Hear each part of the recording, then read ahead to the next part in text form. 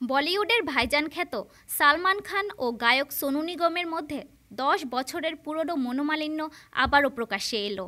সম্প্রতি একটি অনুষ্ঠানে একই মঞ্চে থাকা সত্ত্বেও সোনুকে এড়িয়ে যান সালমান।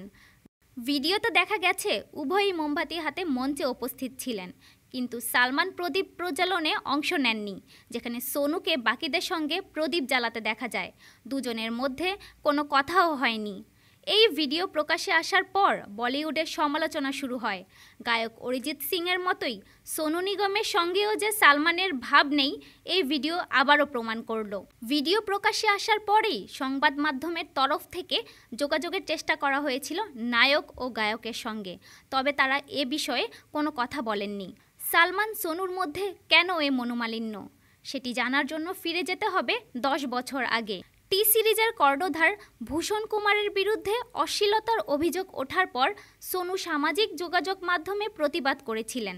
তিনি বলিউডের স্বজনপ্রসূন ও প্রভাবশালী নায়কদেরও সমালোচনা করেন, যদিও সরাসরি সালমানের নাম বলেননি, তবে ইঙ্গিত করেছিলেন।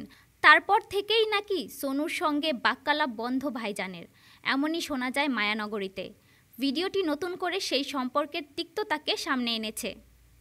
ডেস্ক রিপোর্ট, আজ বার্তা, ঢাকা।